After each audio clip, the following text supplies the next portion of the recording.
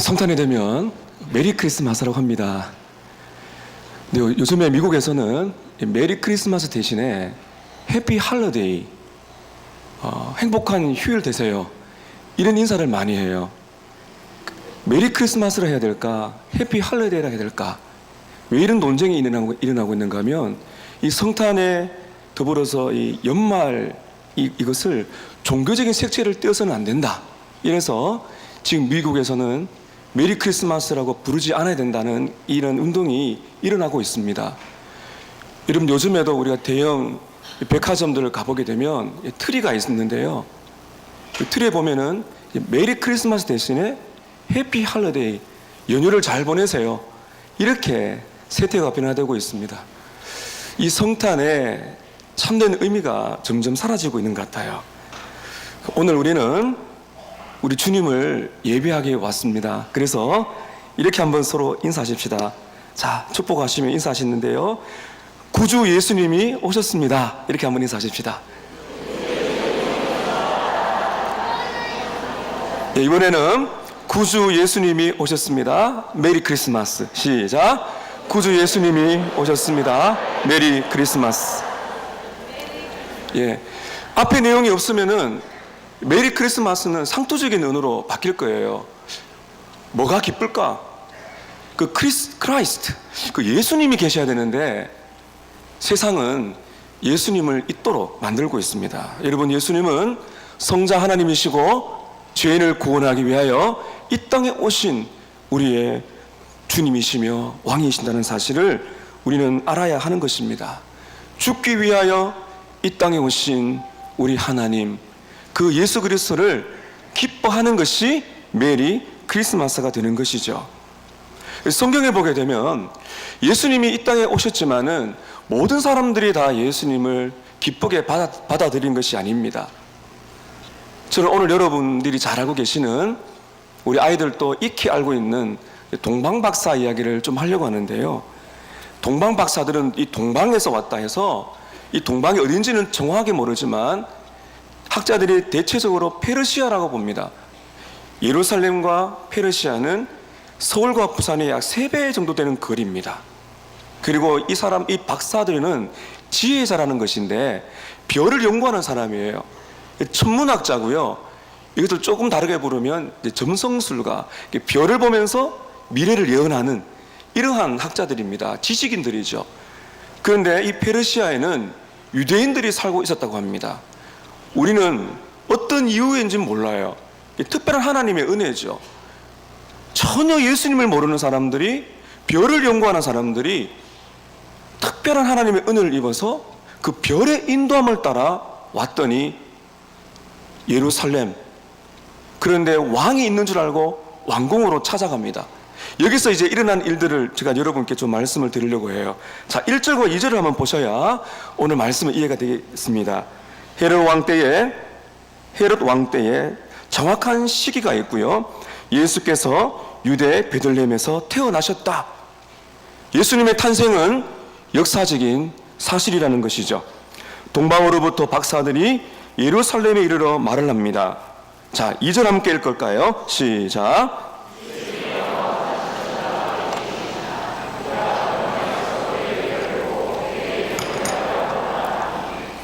오늘 2절 말씀에 굉장히 중요한 것이 있습니다. 오늘 이 자리에 오신 여러분께서 딱 마음에 새게 될 표현이 있습니다. 그에게 경배하러 왔노라. 예수님을 전혀 모르는 이방인들이 제일 먼저 이 소식을 가지고 왔습니다. 우리가 왕께 경배하러 왔노라. 우리가 예수께 경배하러 왔습니다. 이것이 성탄을 맞이하는 저와 여러분의 고백이 되시기를 축복합니다. 여러분, 성경에 보시게 되면 세 종류의 사람이 있어요. 동방박사들이 나오고요, 그 다음에 헤롯, 또 한 부류는 가장 성경을 잘 알고 있는 대제사장들과 서기관들이 있습니다. 제가 오늘 이 세 부류의 사람들을 여러분께 말씀드리려고 합니다. 오늘 말씀 들으시면서 나는 이 세 부류 중에 어디에 있는지를 여러분 꼭 기억하시고 여러분께서 자신을 돌아보셔야 됩니다. 오늘 이 자리에 우리 자녀들이 많은데 우리 초등학생들까지 제가 약속을 하나 할게요. 오늘 설교 말씀을 잘 듣고 설교 말씀의 핵심을 잘 적어서 저에게 직접 전달해 주는 친구들에게 목사님이 선물을 하도록 하겠습니다. 여기서 거짓말하면 안 되겠죠? 네. 제가 이렇게 평소에 보게 되면 이 저녁 예배 때 목사님들의 설교를 잘 적는 친구들이 있더라고요. 집중도 되고 아마 여러분들에게 하나님의 말씀이 더 마음에 새겨지리라 믿습니다. 자, 오늘 말씀 첫 번째 보게 되면 예수님을 너무너무 싫어하는 사람들이 있어요. 어려운 말로 하면 이제 적대적인 사람입니다. 누굴까요? 당시 유대 왕이었던 헤롯 왕입니다. 헤롯 대왕이라 그러는데 그런 에서의 자손 이두메의 사람으로서 로마에 충성했던 사람입니다.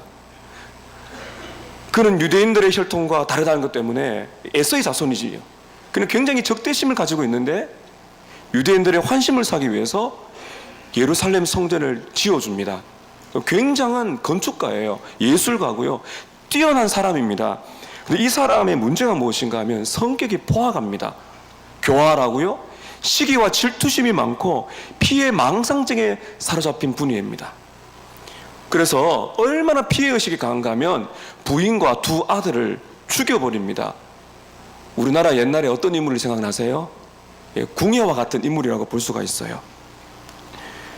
이 헤롯 왕이 하루는 동방박사들이 찾아와서 유대인의 왕을 찾습니다. 자, 어떻게 반응할까요? 여러분 3절을 보세요. 짧게 한 구절입니다. 헤롯 왕과 온 예루살렘이 듣고 어떻게 했다고요? 소동했습니다. 이 난리가 났다는 겁니다. 정신적인 충격을 받았다는 거예요. 혼란스러웠다는 것입니다. 이 성에 지금 시끌벅적했다는 겁니다. 헤롯 왕은 두려움에 사로잡혔습니다. 왜 그렇습니까? 자기가 왕인데요.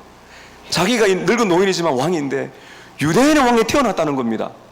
기가 막힌 노릇이죠.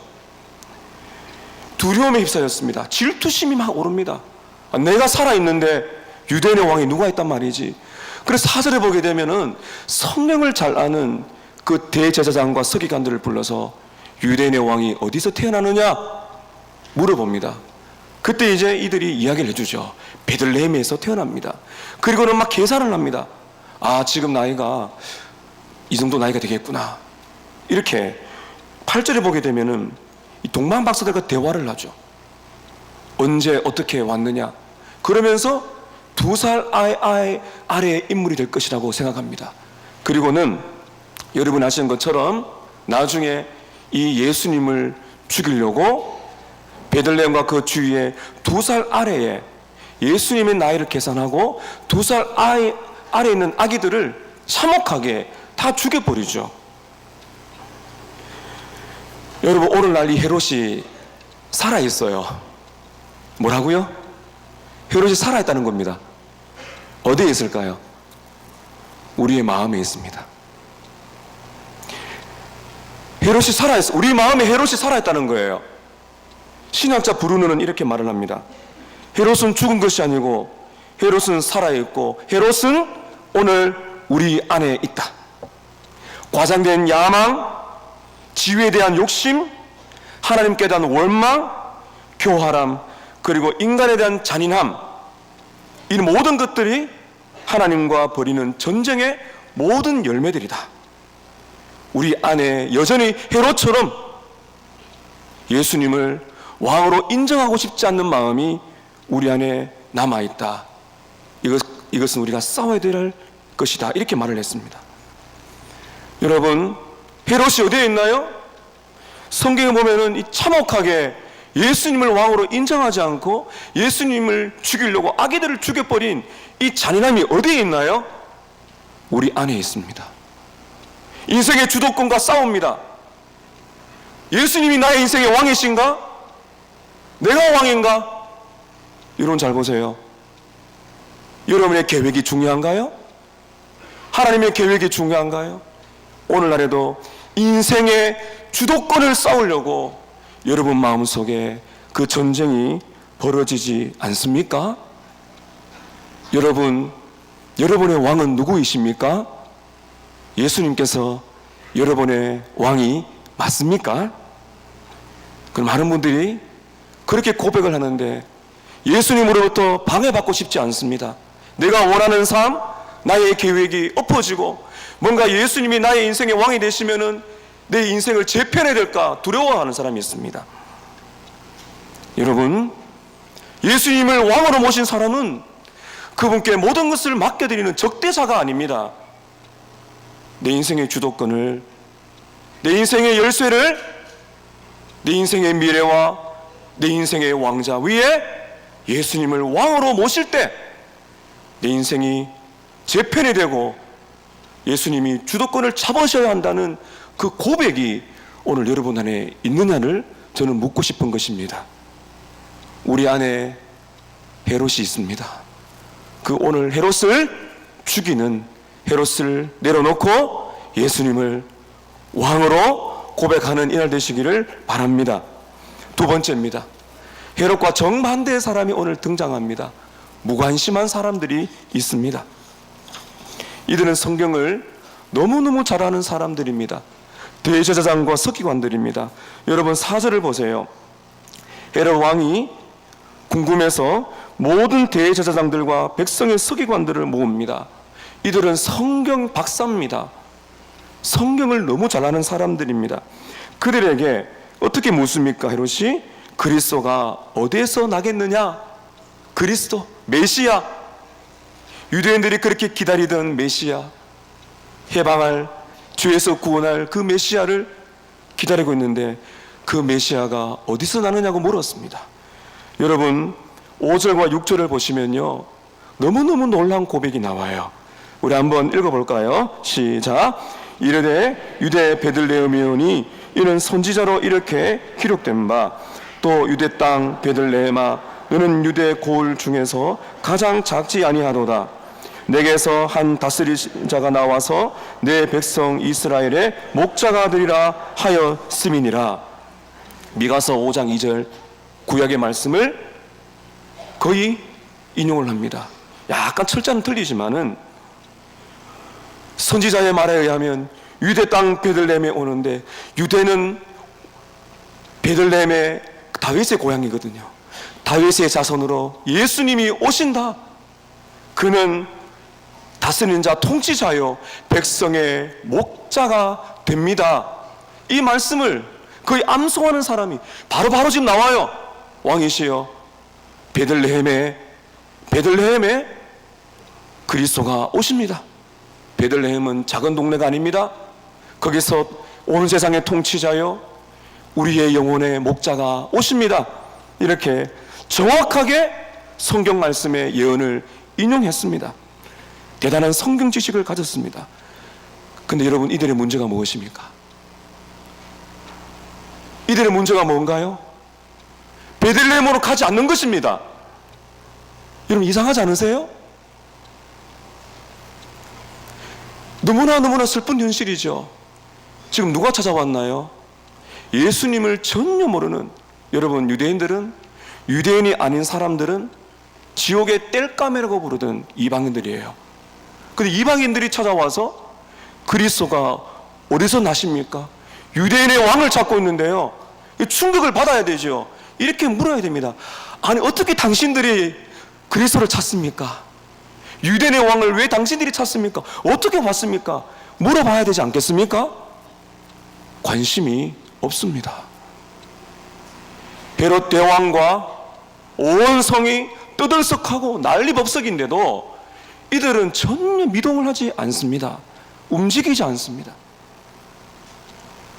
가장 가까이 이 성경 말씀을 너무너무 잘 알고 있는 그들이, 유대인들이 수백 년을 기다렸던 메시아를 찾는 일단의 이방인들이 찾아와서 온 성이 떠들썩거리는데도 불구하고 이들은 전혀 관심이 없습니다. 요한복음 1장 11절에 보면 요한이 이렇게 말합니다. 자기 땅에 오심에 자기 백성이 영접하지 아니하였습니다. 사랑하는 성도 여러분, 우리 주님께서 이 땅에 오셨다고 복음을 전해도 전혀 관심을 보이지 않는 사람들이 이 세상에 너무 많습니다. 근데 여러분, 진짜 비극이 뭔지 아세요? 교회 안에 예수교에 무관심한 사람들이 있다는 것입니다. 오늘 성경이 그것을 말해주고 있어요. 성경 박사들, 성경을 너무너무 잘 알고 있는 대제사장들과 서기관들이 무관심합니다. J.C. 라일 목사님은 이런 말을 했습니다. 마음속에, 여러분 잘 들어보세요. 마음속에 은혜가 없이도 머릿속에는 성경에 대한 지식이 가득 차 있을 수가 있습니다. 뭐라고요? 마음에 뭐가 없어도요? 마음에 하나님의 은혜가 없어도, 마음에 감동이 없어도 얼마든지 머릿속에는 성경 지식이 해박할 수가 있다는 것입니다. 여러분, 오늘날 교회의 비극이 이것입니다. 세상에 성탄의 기쁨을 전해도 무관심한 사람들이 많죠. 더 큰 비극은 교회 안에서 은혜가 없이 예수님의 탄생을 알고, 예수님의 고난도 알고, 예수님의 십자가의 죽으심도 알고, 예수님의 부활을 안다고 말하지만은 예수님께 무관심한 사람들이 있습니다. 그들의 삶을 보면 전혀 예수님과 관계없이 살아가는 사람들이 있습니다. 예수님을 사랑하지 않습니다. 예수님을 기뻐하지 않습니다. 그들의 삶에 다른 데 관심을 두기 때문입니다. 이 사람들 향해서 종교인이라고 말을 하는 것입니다. 저는 가장 두려운 것 중에 하나가, 여기 이 자리에 모신 많은 분들, 여러분께서는 오늘 성탄 예배를 드리러 오셨습니다. 혹시 여러분들 무관심한 분 아니세요? 저는 지금 가슴으로 여러분께 말씀드리는 거예요. 여러분, 성탄절에 목사가 설교하기 제일 힘든 날입니다. 성탄절, 부활절. 왜 그런지 아세요? 성도들이 너무 익숙한 메시지를 듣습니다. 오늘 교회 가면 목사님께서 예수님이 탄생하실까 말할 거야, 섬기자 말할 거야, 대충 그런 메시지를 가지고 옵니다. 오늘 저는 여러분에게 묻고 싶어요. 우리 아이들에게, 여러분들에게, 여러분은 누구십니까? 여러분께서는 혹시 예수님께 무관심한 분이 아니십니까? 성경 말씀을 많이 아는 것이 여러분이 하나님의 자녀라는 것을 증명하지는 못하는 것입니다. 사랑하는 성도 여러분, 종교인이 되지 마십시오. 성경 말씀을 많이 알아도 여러분의 구원을 담보해 주는 것은 아닙니다. 오늘 마지막 세 번째, 우리는 이런 사람이 되어야 됩니다. 어떤 사람이 있다 그랬습니까? 예수님께 적대적인 사람. 또 한 부류는 성경을 너무나 잘 알지만 예수님께 무관심한 사람. 세 번째입니다. 제일 중요한 사람이죠. 예수님께 경배하는 사람입니다. 오늘 제가 강조했습니다. 동방 박사들은 왜 이 먼 길을 왔나요? 약 낙타를 타고 왔을 때에 40일가량을 걸렸습니다. 이들은 유대인의 왕을 경배하러 왔습니다. 이 경배란 말을 들어보세요. 이 경배라는 단어는 왕에게 칭하는 겁니다. 왕을 만났을 때 엎드리는 행위를 경배라고 말을 하는 것입니다. 전 여러분께 오늘 이 동방박사들이 어떻게 경배했는지를 여러분께 말씀을 드리려고 해요. 첫 번째입니다. 이들은 갈망을 가지고 왔습니다. 무엇을 가지고 왔다고요? 갈망을 가지고 왔습니다. 이들은 정말 값진 수고를 했습니다. 40일 여행을 했습니다. 아라비아 사막을 지나갑니다. 아무리 물이나 응급품을 준비했다 할지라도 이 긴 거리를 이동할 때는 엄청난 대가, 목마름과 피로와 그리고 도적의 위험을 무릅써야 되는 것입니다. 그러나 이들이 이런 많은 불평과 어려움과 고난을 이겨내고 유대까지 왔던 이유는 그들에게 딱 한 가지예요. 예수 그리스도를 만나기 원하는 그 갈망이 모든 수고를 뛰어넘는 것입니다. 요즘에는 TV와 인터넷이 많이 발달이 되어가지고 굳이 교회 가서 예배 안 드려도 됩니다. 그러나 여러분, 우리는 편안한 자리에 앉아서 귀에 쏙쏙 들어오는 내 마음에 맞는 설교를 듣기 위해서 예배드리는 자가 아닙니다. 여러분, 오늘 여러분께서 이렇게 조금 불편하게 앉으셨는데요, 여러분들 속에는 구주를 찾기 원하는 갈망이 있으신지요? 오늘 이 동방마사들처럼 값진 수고를 하고 많은 필요와 어려움이 있다 할지라도 주님을 만나기 위해서 오셨는지 여러분께 묻고 싶습니다. 두 번째입니다. 동방박사들에게는 기쁨이 있었습니다. 9절과 10절을 한번 보실까요? 박사들이 왕의 말을 듣고 갈새 동방에서 보던 그 별이 문득 앞에서 인도하여 가다가 아기가 있는 곳 위에 머물러 섰는지라. 이들은 별을 의지해서 왔습니다. 이 별을 따라왔는데 그 따라와 보니 아라비아 사막을 지나 이스라엘까지 온 겁니다. 예루살렘까지 왔습니다. 그런데 잠시 별이 사라진 것 같아요. 그런데 여러분 9절 10절을 보십시오. 다시 별이 나타났습니다. 그들이 어떻게 반응합니까? 그들이 별을 보고 어떻게 했다고요? 매우 크게 기뻐하고 기뻐하니라. 왜 기뻐했을까요? 왜 기뻐했을까요? 마침내 그들이 어쩌면 생명 걸고 찾아온 그 아기 예수를 마침내 만날 수 있다는 그 기쁨이 이들의 마음에 있었던 것입니다. 성경은 말을 합니다. 별을 보고 매우 기뻐하고 기뻐하니라. 여러분, 예수님을 기뻐하십니까? 그 주님을 즐거워하십니까?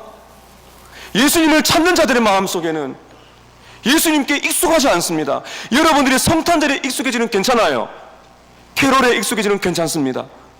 어쩌면은 옛날보다도 선물을 많이 못 받을지 몰라요. 성탄절이 되면 빨간 양말에다가 자고 있는데 다 알죠. 산타가 없는 거 다 알지만은 있다고 이렇게 뭐 쏘가주기도 하면서 성탄에 되면 머리맡에 아빠 엄마가 선물을 주던 시절 있었습니다. 그런데 여러분, 그런 것들은 익숙해집니다. 그러나 여러분이 성탄을 맞이할 때 절대로 익숙해져서는 안 되는 것이 있어요. 그것은 바로 동방박사들의 감정인 것입니다. 별을 보고 가장 크게 기뻐하고 기뻐하더라. 우리는 온 세상의 구주를 만나기 위해서 왔습니다. 여러분은 절대로 예수께 익숙해지면 안 됩니다. 우리는 그분을 기뻐하고 기뻐하는 것입니다.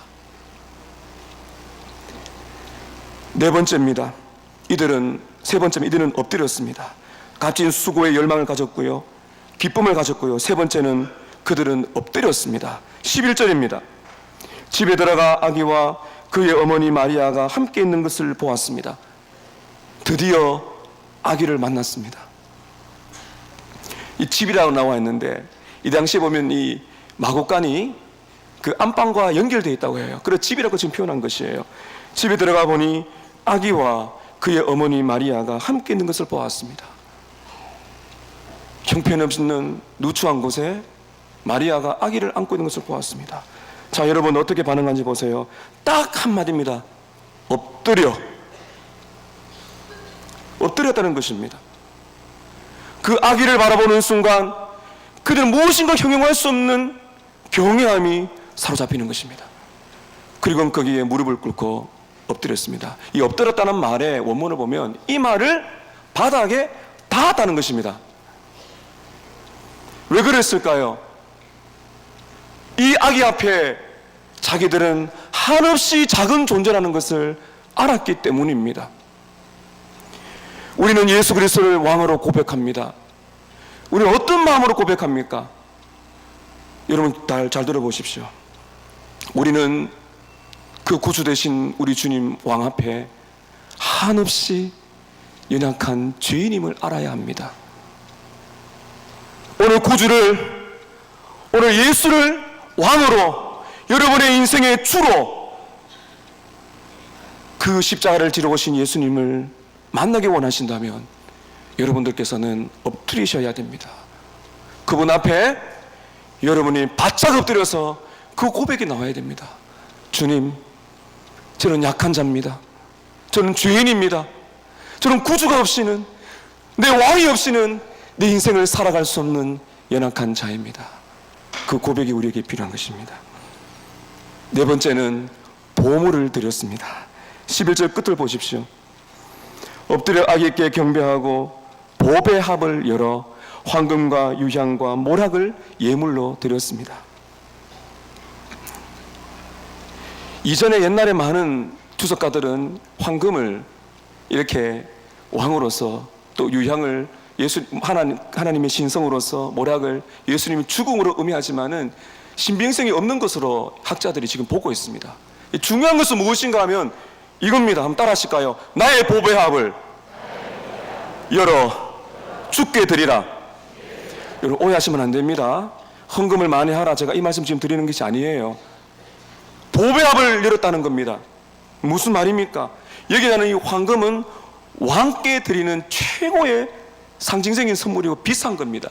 그리고 여기 나오는 유향과 모략은 향신료와 향수입니다. 다시 말하면 무슨 말인가? 이거는 최고의 지존, 최고로 높은 자에게 선물하는 최고의 왕에게 드리는 보배라는 것. 이 보배함을 열었다는 겁니다. 이것이 여러분 무슨 의미가 있나요? 예수님은 여러분에게 어떤 분이십니까? 예수님 여러분에게 어떤 분이세요? 여러분의 최고로 중요한 보배함을 열어서 여러분의 시간과 여러분의 물질과 여러분의 생명까지 다 바쳐도 아깝지 않는 나의 최고의 선물이십니다. 나의 최고의 가치가 되시고 나의 최고의 지존자, 나의 최고의 자랑이 되시는, 내 모든 것을 드려도 아깝지 않는 가치가 되시는 나의 주, 나의 하나님, 나의 왕 예수 그리스도. 이것을 동방박사들이 선포하고 있는 것이에요. 여러분, 동방박사들이 예수를 찾아온 것은 우연이 아닙니다. 제가 다음에 한번 이 동방박사를 여러분께 또 소개하려고 하는데요, 동방박사들이 별을 연구하다가 찾아온 거 절대로 우연이 아닙니다. 이것을 하나님의 은혜로운 계획이라고 그럽니다. 동방의, 페르시아의 이방인들이 어떻게 예수를 찾아왔을까? 여러분이 이 자리에 있는 것은 절대로 우연이 아닙니다. 여러분께서 오늘 아들, 딸들이, 아버지, 어머니, 오늘 성탄절이 아닙니까? 1년에 꼭 가야 되는 날입니다 라고 왔을지라도 저는 여러분을 환영합니다. 우리 인생에 우연은 없습니다. 여러분 주님을 만나셨습니까? 오늘 본문은 우리에게 어떤 도전을 줍니까? 나의 왕은 누구신가? 나의 왕은 누구신가를 묻고 있는 것입니다. 여러분께서는 여러분의 구주이신 왕 예수님을 정말 만나셨습니까? 헤로드 왕처럼 예수님께 대적하는 대적자가 아닌가요? 아니면 대제사장과 서기관들처럼 성경은 너무나 많이 알고 교회를 다니지만은 마음은 미지근해버린, 무관심해버린 종교인이 아닌가요? 아니면은 구주를 향한 갈망으로 많은 수고와 어려움에도 무릅쓰고 찾아와 그 왕 되신 예수님을 만나기 원하는, 만났을 때 참 기쁜 마음으로 그분 앞에 여러분 바짝 엎드려서 나의 왕, 나의 예수님, 그분을 향한 찬양으로 여러분께 이 자리에 오셨습니까? 여러분께서는 이 세 부류의 사람들 중에 어디에 속해 있습니까? 이것이 오늘 여러분들에게 메리 크리스마스라고 부를 수 있는 최고의 선택의 순간입니다. 여러분의 축복하고 싶습니다. 여러분들께서는 적대자가 되지 마세요. 예수님과 싸우지 마세요. 여러분의 인생의 모든 것을 주님께 맡겨드리는 왕으로 고백하세요. 성경 말씀 많이 알고 살아가는 중요하지 않습니다. 정말 여러분 마음속에 기쁨을 잃어버리지 않고 사랑을 잃어버리지 않는 진정한 경배자가 되셔서 오늘 이 동방박사들이 구주 앞에 나와 경배를 드렸듯이 오늘 이 순간에 여러분께서 구주 앞에 나와 엎드려 경배함으로 오늘 이 하루가 메리 크리스마스가 되시도록 주님 이름으로 축복합니다.